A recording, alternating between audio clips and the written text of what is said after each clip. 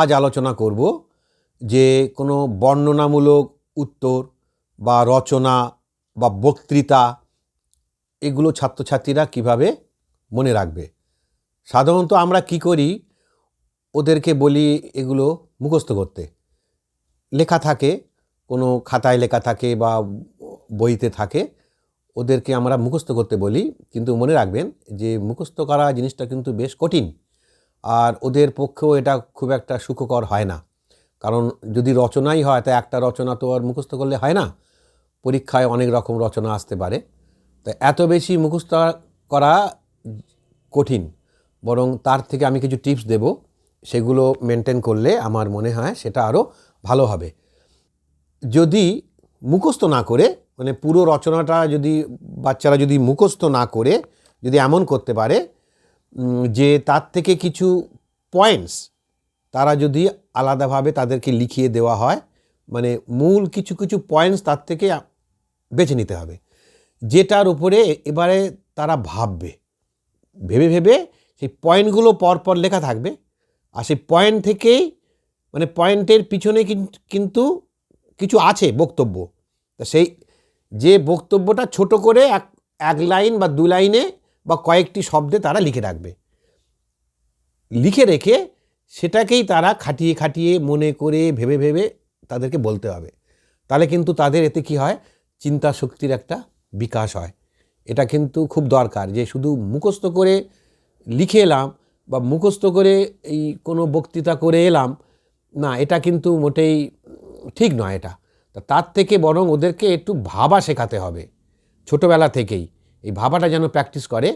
আর সে তাতে আমার যদি খুব ভালো রচনা নাও হয়, কোনো অসুবিধা নেই, সে ঠিক আছে। যে মুখস্থ করলো সে রচনায় 10-এ 10 পেলো, আর যে সেভাবে মুখস্থ করেনি সে নিজের থেকে কিছু পয়েন্টস বেছে নিয়ে, কিছু পয়েন্টস মনে রেখে তার থেকে সে মানে ভেবে ভেবে লিখেছে, তাতে হয়তো সে একটু নম্বর কম পাবে, কিন্তু তারই কিন্তু মানে উপকারিতা সেটাই, মানে সেটাতেই কিন্তু সে বেশি উপকৃত হবে।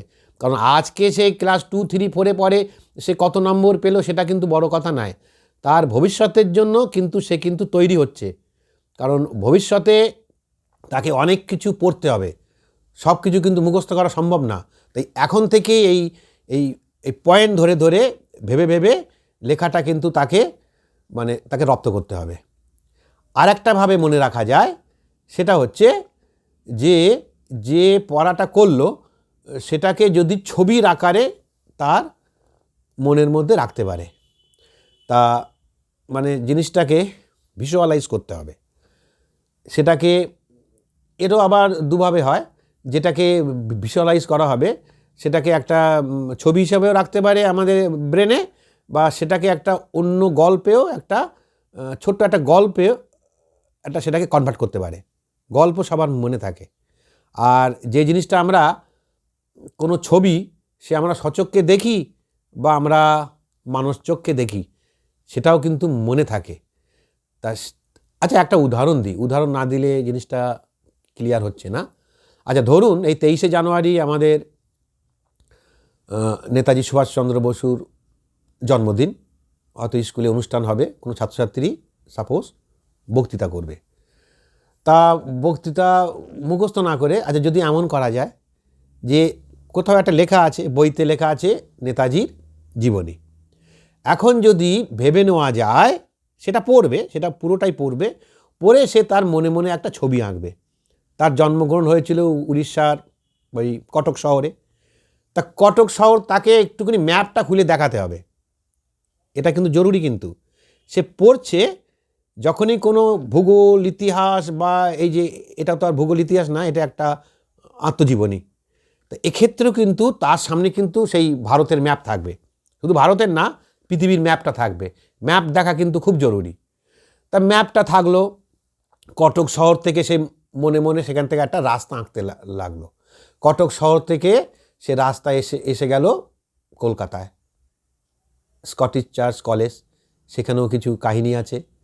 তারপর নেতাজি সেই কলকাতা থেকে তিনি সেই পুলিশের চোখে ধুলো দিয়ে, আমরা পড়েছি, তিনি ওখান থেকে সেই জেল থেকে তিনি পালিয়ে গিয়েছিলেন। কোথায় গিয়েছিলেন? সেই আফগানিস্তান হয়ে চলে গিয়েছিলেন জার্মান। তা এগুলো যদি আমরা ম্যাপে দেখাতে পারি তাহলে কী হবে, সেটা কিন্তু একটা সে বাচ্চা সেটাকে কিন্তু ভিজুয়ালাইজ করে নেবে। তারপর জার্মানি থেকে সাবমেরিনে এই সাগর, এই মহাসমুদ্র দিয়ে তিনি পৌঁছালেন জাপান। তাহলে কী হবে সেটাও দেখলো। আচ্ছা, তারপর থেকে ওখান থেকে গেলেন সিঙ্গাপুরটাও ম্যাপে দেখানো হলো। তারপরে তিনি তারও কিছু মানে তার যে কর্মজীবন বা তিনি যে স্বাধীনতার লড়াই লড়েছিলেন, আন্দামান আছে, তারপরে মণিপুর আছে, এগুলো ম্যাপে দেখানো হলো। আর তারপর তিনি কি করেছিলেন সেগুলো পরপর বলা হলো।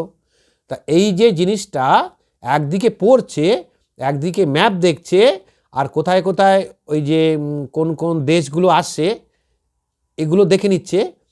তা এই যে রাস্তাটা তার যখন এই রাস্তাটা এই যে রোড, কটক থেকে কলকাতা থেকে সেই মানে আফগানিস্তান, জার্মান, ওখান থেকে সাবমেরিনের রাস্তা, ভারত মহাসাগর দিয়ে জাপান, ওখান থেকে সিঙ্গাপুর। তা এই যে রোডটা কিন্তু তার মনের মধ্যে থেকে গেল। এই রোডটা যখন থেকে গেল তাহলে এই যে তার যে কাহিনী সেটাও কিন্তু তার মনের মধ্যে গেঁথে যাবে, ও সহজে কিন্তু ভুলবেই না। আচ্ছা, এখানে আর একটা উপকার হয়, তার কিন্তু ভূগোল সম্বন্ধেও ধারণা হয়ে গেল। মানে অবচেতন মনে তার ভূগোলের পাঠটাও কিন্তু হয়ে গেল।